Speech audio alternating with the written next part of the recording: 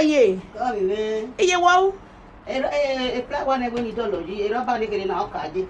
And I'm winning one way or another. I was funny one on our SNI fun on our massive. I say, now where we're going to flower now. How you don't know you see no more.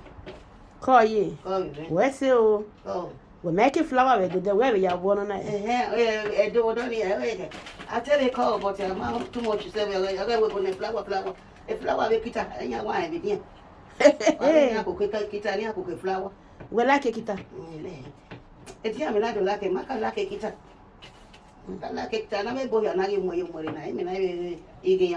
Call ye. Go, why were now? Why is it your phone? I take care of the men and I do summer. Not panicking over you. Nick, you only be is a mayor. I know your once I'm a yoga or grew up one. Call ye. Oh, man. A flower now. When they won't know now, when they bear or call Babon or so to me. Mamma Samuel, Babon or Gulokwa, or say another body. They cannot one you go away, you will go over neck, and I had it to hear you.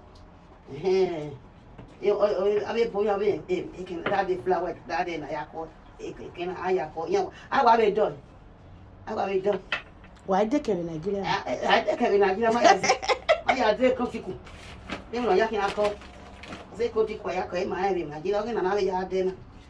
And the Ogniana, the young one met in the money or one. I beg you, no, yeah. When we are tomatoes in Vienna, I call Yaki tomatoes. I want a rubber. Or Yaki tomato can I over your day? I can I know it you.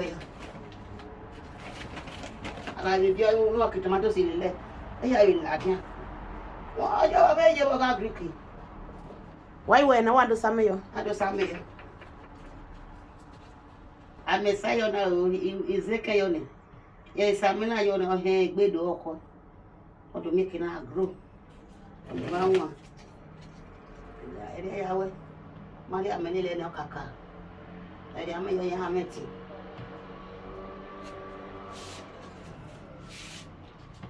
You're not needed. A flower and a woolly amayoni. It may have your cover. A only a flower, rosemary on my alley. Rosemary, I can wear rosemary. I let you know. I live.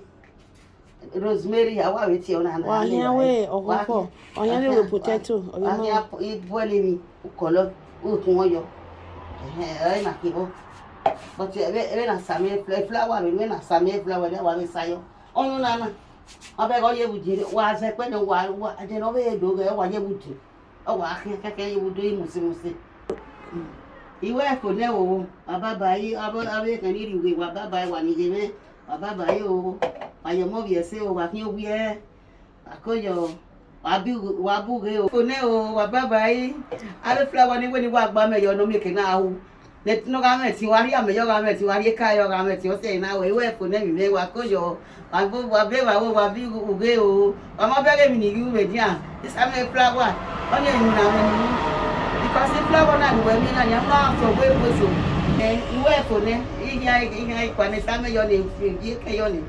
No, you make an eye, my then Mary came on a way wow, because I mean, oh, if there's a while it was over a video word, I want to have Sanya, by a while will be our gay, our kifla, and our family.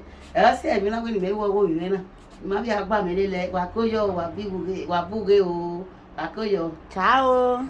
Ciao. Bye bye.